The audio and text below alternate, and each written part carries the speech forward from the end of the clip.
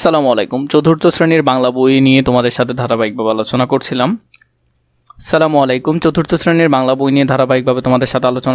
তোমরা বাংলা ভিডিওগুলো অনেক বেশি পরিমাণে দেখছো, তার জন্য তোমাদেরকে অসংখ্য ধন্যবাদ।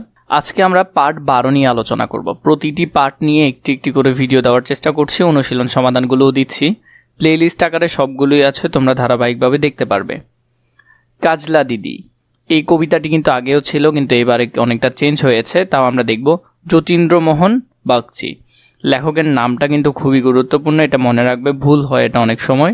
বাঁশবাগানের মাথার উপর চাঁদ উঠেছে ওই, তো এই মেয়েটা বলছে তার দিদিকে মনে করে বলছে আর কি, যে বাঁশবাগানের মধ্যে, মাকে বলছে যে বাঁশবাগানের মধ্যে চাঁদ উঠেছে, মাগো আমার শ্লোক বলা। শ্লোক মানে আমরা অনেক সময় আমাদের দিদিদের কাছ থেকে বিভিন্ন রকম শ্লোক বা শ্লোক শুনি না, যে বিভিন্ন রকম কথা, গল্প টাইপের কথা, এরকম শ্লোক বলা মানে শ্লোক বলে। এরকম আমার যে দিদি ছিল, কাজলা দিদি কই, যে দিদি আমাকে কি বলতো, শ্লোকগুলো বলতো বা গল্পগুলো বলতো, সে কই। পুকুর ধারে নেবুর তলে, মানে পুকুর পারে নেবু বা লেবু গাছের তলে, থোকায় থোকায় জোনাই জলে, মানে জোনাকি পোকা জ্বলতেছে মনে হচ্ছে, ফুলের গন্ধে ঘুম আসে না, একলা জেগে রই। তো একলা জেগে আছে, ফুলের গন্ধে ওর ঘুম আসছে না। মাগো আমার কোলের কাছে কাজলা দিদি কই, বলছে আমার কাজলা দিদি কোথায় আমার।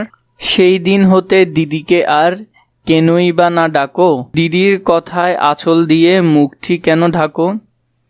খাবার খেয়ে আসি যখন দিদি বলে ডাকি তখন, ও ঘর থেকে কেন মা আর দিদি আসে না কো। তো বলতেছে আমি এখন আমার দিদিকে ডাকি, সে আসে না কেন। আমি ডাকি তুমি কেন চুপটি করে থাকো, আমি ওকে ডাকি তুমি কেন চুপ করে থাকো। বলো মা দিদি কোথায় গেছে, আসবে আবার কবে, কাল যে আমার নতুন ঘরে পুতুল বিয়ে হবে। তো বলতেছে বাচ্চারা যেভাবে খেলে আর কি, পুতুলের বিয়ে খেলা, তো সেখানে আমার নতুন পুতুলের বিয়ে হবে, আমার দিদিকে আসবে না। দিদির মতন ফাঁকি দিয়ে আমিও যদি লুকাই গিয়ে, তুমি তখন একলা ঘরে কেমনে করে রবে। তো মাকে বলতেছে তখন তুমি একলা ঘরে কিভাবে থাকবে, আমিও যদি দিদির মতন লুকায় যাই, যদিও ওর দিদি তো লুকায় নাই। আমিও নাই দিদিও নাই, কেমন মজা হবে।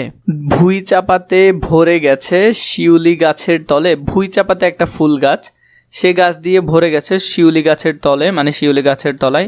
মারাসনে মা পুকুর থেকে আনবি যখন জল, মানে ওগুলাকে পা দিয়ে, মারাসনে মানে পা দিয়ে পিষে ফেলা, মানে ওই পুকুর পাড়ে যে ফুলগুলো হয়েছে সেই ফুলগুলো যাতে পা দিয়ে পিষে না ফেলে। ডালিম গাছের ডালের ফাঁকে বুলবুলিটি লুকিয়ে থাকে, মানে বুলবুলি পাখি লুকিয়ে থাকে ডালিম গাছের ফাঁকের মধ্যে। দিস না তারে উড়িয়ে মাগো ছিঁড়তে গিয়ে ফল, মানে বলতেছে তুই ফল ছিঁড়তে গিয়ে ওই পাখিটাকে উড়িয়ে দিস না। আবার কোন পাখি, বুলবুলি পাখি। দিদি এসে শুনবে যখন বলবে কি মা বলো, বাঁশবাগানে মাথার উপর চাঁদ উঠেছে ওই, এমন সময় মাগো আমার কাজলা দিদি কই। বললো এরকম একটা সময় আমার দিদি কোথায়। বেড়ার ধারে পুকুর পারে জিজি ডাকে ঝোপে ঝাড়ে, নেবুর গন্ধে ঘুম আসে না, তাই তো জেগে রই। রাত হলো যে মাগো আমার কাজলা দিদি কই। তো ওর দিদিকে ও খুঁজছে এখানে। তো এরপরে যদি আমরা দেখি, আমাদের শব্দের অর্থগুলো জানতে হবে। শব্দের অর্থ জেনে নেই। জোনাই মানে জোনাকি পোকা, তাইতে মানে তাইতো বা সেজন্য, নেবু মানে লেবু, ভুই চাপা মানে এক ধরনের ফুল, মারানো মানে পা দিয়ে পিষে দেওয়া, শ্লোক মানে শ্লোক বা ছোট ছড়া। কবিতায় যা বলা হয়েছে, ছোট্ট বোনটির সারাক্ষণের সাথী ছিল কাজলা দিদি।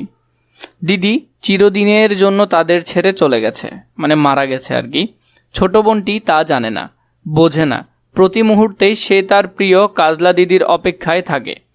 সে কোথায় গেছে, কেন সে আসে না, তা জানতে চায় তার মায়ের কাছে। মা উত্তর দিতে পারে না, মুখ লুকিয়ে শুধু কাঁদে। তো মা উত্তর দিতে পারে না, মুখ লুকিয়ে কাঁদতে থাকে শুধু। 1 নম্বর আমাদেরকে বলেছে কবিতা থেকে মিল শব্দ খুঁজে বের করি। যেমন প্রথমটা ওই কই, এরপর আমরা আরও কিছু মিল শব্দ লিখব। তো মিল শব্দগুলো আমি তোমাদেরকে আগে দেখিয়ে দিচ্ছি, এরপর আবার বই থেকেও দেখিয়ে দিব। এখানে লিখতে পারো ওই কই, রই বই, নাই তাই, যাই পাই। এগুলা তোমরা চাইলে নিজে থেকে লিখতে পারো, অথবা কবিতার মধ্যে যদি আমরা খেয়াল করি, কবিতার মধ্যে দেখো ওই কই, রই কই, তাহলে এই যে এক জোড়া, এই আরেক জোড়া।